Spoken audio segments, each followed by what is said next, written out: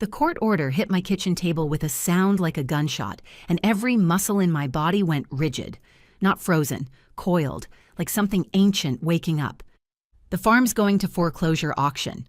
My brother Derek stood there in his $1,000 suit, radiating satisfaction like heat off summer pavement. Should have paid back Dad's loan when you had the chance. Behind him, my mother whispered to my Aunt Diana with that theatrical stage whisper designed to be overheard. She'll finally learn some responsibility. Maybe losing everything will teach her what we couldn't. My fingernails pressed half moons into my palms as I processed what was happening. They'd driven 3 hours from the city to deliver this news in person, to watch me crumble, to finally prove that the daughter who'd rejected their corporate plans was destined to fail. My name is Elena, I'm 34, and I run an organic farm. This is the story of how I taught my family the price of assumptions. What none of them knew, what no one outside my carefully cultivated network understood, was that the struggling farm they'd come to seize was actually the exclusive supplier to every Michelin-starred restaurant in the tri-state area. My contracts were worth more than Derek's law practice would earn in a decade. The loan they were claiming I owed? $35,000. My farm's annual revenue? $2.3 million. But my family didn't know that. They'd never asked. "You have 30 days to vacate," Derek continued, his lawyer voice dripping with condescension. "The county assessor will be here Friday to value the property for auction. Whatever's left after settling the debt goes into escrow, which," he gestured dismissively at the view through my kitchen window. "Given the state of this place, I'm guessing won't be much." I followed his gaze. Rows of carefully tended greenhouses, fields of heritage vegetables, climate-controlled facilities where I grew ingredients that chefs paid premium prices to access. To Derek, it just looked like dirt and plastic. "I never agreed to any loan," I said quietly. "Dad's estate records say otherwise. He lent you $35,000 for startup costs 6 years ago. Interest has been accruing. You owe the estate $47,000 now, and since Mom is the executor, she's authorized me to collect." I looked at my mother. "Mom, Dad gave me that money as a gift. He said he wanted to invest in my dream. There was no loan agreement." "Your father was too soft on you." She wouldn't meet my eyes. "He enabled your foolishness. I'm correcting that mistake.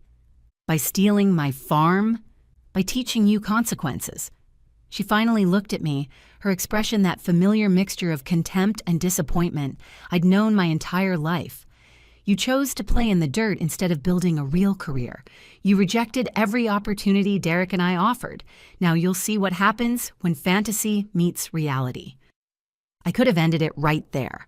I could have pulled out contracts, financial statements, testimonials from chefs who flew in from other states just to see my operation. I could have shown them exactly how wrong they were, but I didn't, because I'd learned long ago that my family didn't respond to words. They only understood proof, undeniable, public, impossible to dismiss proof, and I was about to give them exactly that. "The assessor comes Friday," I asked. "Friday morning, 9 a.m. Derek looked smug. "I'll be here to ensure the process goes smoothly." "Fine, I'll see you Friday." They left, convinced they'd won. Over the next 3 days, I prepared, not by hiding anything, by making sure everything was visible. I organized my contract files. I cleaned the processing facilities. I called my biggest clients and casually mentioned that a county assessor would be touring the operation. Several offered to send letters of support. One, the executive chef at the Green Fork in Manhattan, asked if he could be there in person. "Just in case anyone needs to understand what you've built," he said. I told him that wouldn't be necessary, but I appreciated the backup. Friday morning arrived crisp and clear. Perfect weather for the destruction of my family's delusions. Derek showed up at 8:30, overdressed in a suit that looked absurd on a working farm. My mother came with him, wearing an expression of anticipatory satisfaction. They'd brought Aunt Diana, too, probably as a witness to my humiliation. At 9 a.m. sharp, a county vehicle pulled up the driveway. The assessor was a middle-aged man named Robert Callahan. He emerged from his car with a clipboard, a camera, and the methodical demeanor of someone who'd valued thousands of properties. "Miss Montoya, I'm here for the court-ordered assessment." "Of course, please, look at anything you need." Derek inserted himself immediately. The property is approximately 40 acres, original farmhouse, some outbuildings, basic irrigation infrastructure. I've done preliminary research. Comparable agricultural land in this county sells for about $8,000 per acre. Should be a straightforward valuation. Robert glanced at him. And you are? Derek Montoya, attorney for the estate. My mother is the executor. I see. Robert made a note. I appreciate the input, but I'll need to conduct my own assessment. These things take time. How long are we talking? Several hours at minimum. Agricultural properties require comprehensive evaluation. Soil quality, water rights, infrastructure condition, any specialized equipment or facilities. He was already looking past Derek, his eyes landing on the greenhouse complex. Those structures, for instance, they'll need individual inspection. They're just greenhouses, Derek said dismissively. Plastic and pipes. Robert didn't respond. He was already walking toward the fields. I followed at a comfortable distance, watching him work. My mother and Derek and Diana clustered on the farmhouse porch, too proud to trail behind but too invested to go inside. The assessment took 4 hours. Robert walked every acre. He photographed the greenhouses, all 12 of them, each climate-controlled to different specifications. He examined the specialized irrigation systems, the seed storage vault, the propagation labs where I developed new varieties. He spent 40 minutes in the processing facility, studying the commercial-grade equipment I'd installed last year. Somewhere around the second hour, I watched his demeanor shift. He started making phone calls. His voice was too low for me to hear the details, but his body language spoke volumes. The way he straightened up, the way he started taking more photos, the way he kept returning to examine things he'd already seen. Derek was pacing by hour 3. This is taking forever. It's just a farm. It's a complex agricultural operation, Robert corrected.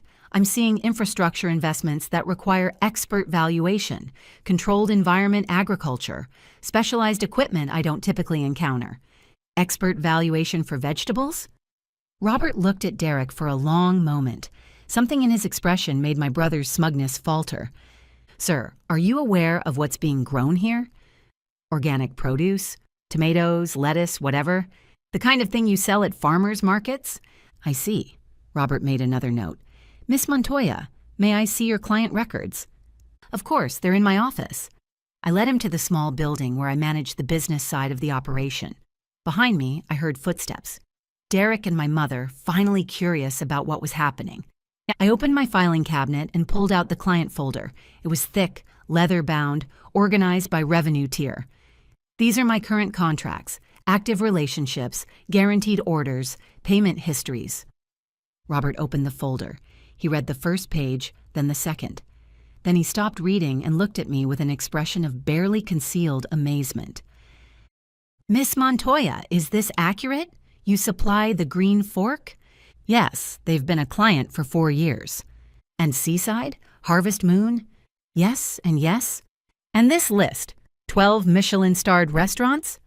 13, actually, as of last month. Lumiere in Baltimore just earned their first star. They've been my client for 2 years. Robert set down the folder and pulled out his phone. I need to make a call. He stepped outside. Through the window, I could see him speaking urgently, gesturing at the greenhouses, occasionally looking back at my office with an expression of disbelief. Derek appeared in the doorway. What's going on? What's in that folder? My business records. Let me see. No. I'm the attorney for the estate. You're the attorney attempting to seize my property based on a fraudulent debt claim. You're not entitled to inspect my private business documents. Fraudulent? There's a loan. There was a gift from our father, who specifically told me it was an investment in my dream, not a loan. You manufactured this entire claim because Mom wants to punish me for not living the life she chose for me. My mother appeared behind Derek. That money was part of the estate. We have every right.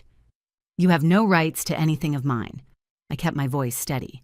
And in about 5 minutes, you're going to realize exactly how badly you've miscalculated. Robert returned.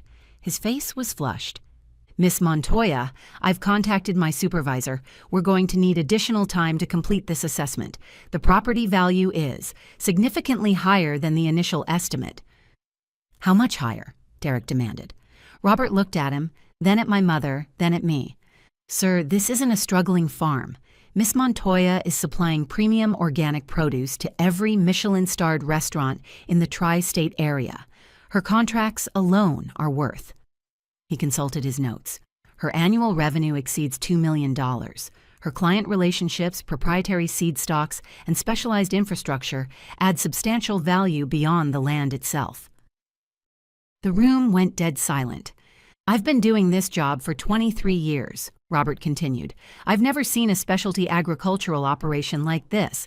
The greenhouses are commercial-grade controlled environment systems. The seed library contains varieties that would be considered priceless to collectors.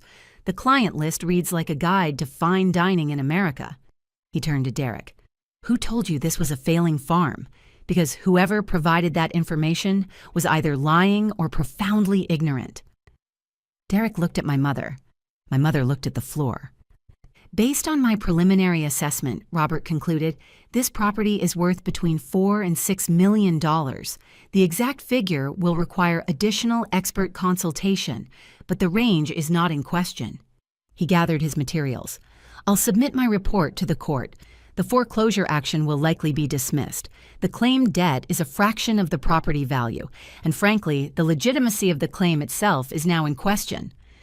He walked out without another word. Nobody spoke for nearly a minute. Then Derek started scrambling. This doesn't change anything. The loan is still valid. We can negotiate a payment plan. There is no loan, Derek. There was never a loan. I reached into my desk drawer and pulled out a leather-bound book, the file I'd prepared years ago, waiting for this exact moment. Dad had given me this volume directly before he died, separate from the estate, perhaps anticipating exactly this kind of conflict. This is Dad's journal from 6 years ago. The entry from March 15th specifically says, gave Elena $35,000 today. Told her it was an investment in her dream, not a loan. Linda will be furious, but I believe in this girl. She's going to prove them all wrong. I handed the journal to Derek. He read the entry, his face draining of color. Dad kept journals for 30 years. They're part of his estate records. You would have found this if you'd actually done due diligence instead of just trying to hurt me. I took the journal back. This will be submitted to the court. Your fraudulent debt claim will be thrown out, and depending on how the judge feels, you might be facing sanctions for filing a frivolous action. Now wait a minute. No, you wait. I stepped closer to my brother, all the anger of 6 years finally finding its voice. You came here to take my farm. You came here to humiliate me. You came here to prove that your path was the only valid path and mine was a failure's delusion. I gestured out the window at the greenhouses, the fields, the operation I'd built with my own hands. I supply 13 Michelin-starred restaurants. I have an 18-month waiting list for new clients. Chefs fly in from other states just to see what I'm growing. My farm generates more annual revenue than your law practice. Derek said nothing. I turned to my mother. You've never believed in me. Not when I graduated top of my class. Not when I built a successful marketing career. Not when I left to follow my own path. You've spent my entire life waiting for me to fail so you could say, I told you so.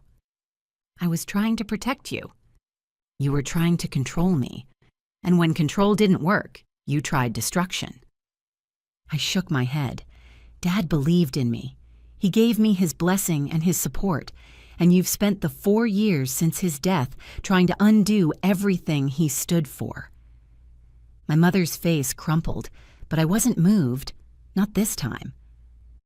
Leave my farm. Don't contact me again if you try anything else. Any more legal actions, any more schemes. I will respond with every resource at my disposal, and as you've just learned, those resources are considerable. Derek gathered his papers and walked out without speaking. Aunt Diana followed, looking shell-shocked. My mother lingered. Elena, I never meant. Yes, you did. You meant every word. You just didn't expect consequences. I'm your mother. You're the woman who tried to steal my livelihood to teach me a lesson. Those are very different things. I opened the door. Goodbye, Mom. She left. I closed the door and stood alone in my kitchen, looking out at the farm I'd built. The The greenhouses gleaming in the afternoon sun, the fields ready for spring planting, the life I'd created from nothing but determination and my father's faith. The court dismissed the foreclosure action 6 weeks later. The judge's ruling specifically noted the lack of documentary evidence supporting the claimed debt and the contradictory evidence in my father's journals. Derek received a formal warning about filing frivolous claims. My mother attempted to reach out twice. Both times, I didn't respond. Aunt Diana sent one apologetic text a week after the assessment, admitting she'd had doubts but went along with Mom's plan. I told her I appreciated her honesty but wasn't ready to reconnect. We've exchanged only occasional, surface-level messages since. But I did make one change. For 6 years, I'd kept my success hidden. Privacy over recognition, discretion over visibility. I'd let my family believe I was failing because their opinion seemed irrelevant to my actual life. Now I saw the cost of that silence. I hired a publicist. I agreed to interviews. I let food magazines photograph my greenhouses and profile my operation. When the New York Times food section called about a feature on farm-to-table sourcing, I said yes. The article ran 3 months later. Photos of my fields, quotes from Michelin-starred chefs, a detailed account of how I'd built a multi-million-dollar agricultural business from scratch. The headline, "The Hidden Queen of High-End Produce." I sent a copy to my mother. Not to gloat, not for revenge, but so that the next time she told someone her daughter was a failure, they could Google me and discover the truth for themselves. Last week, I received a letter from Derek. "Elena, I owe you an apology. Not a legal apology. My attorney has advised against that, but a personal one. I believed what Mom told me. I never questioned it. I never visited the farm, never asked about your business, never gave you the benefit of the doubt I would have extended to any stranger. That's on me. I don't expect forgiveness, but I wanted you to know that I see what you've built, and I'm genuinely impressed. Dad was right about you. I wish I'd realized it sooner. Your brother, whether you want me or not. Derek." I read the letter twice. Then I wrote back. "Hey, Derek, you tried to take my farm. You sided with Mom without question. You came to my property to watch me fail, but you also just admitted you were wrong, something Mom still hasn't done. I'm not ready to forgive you, but I'm open to watching you earn it. If you want to rebuild a relationship, you're going to have to put in the work. No shortcuts, no assumptions. Start by visiting the farm. Actually see what I've built. Meet the people who work here. Understand why this matters to me. Then we'll talk. Your sister, whether you deserve me or not. Elena." They called my farm failing. They tried to seize it for $47,000. The county assessor found a $6 million agricultural operation, supplying the finest restaurants in America. My father believed in me when no one else did. Now the whole world knows he was right. Before you go, here's a quick bonus for sticking around. If you love learning and growing like I do, you need to try audiobooks. I've got an exclusive deal with Audible. Your first month is completely free. That's access to over 500,000 titles. Zero cost to you. All the details are waiting in the description. Don't miss this one.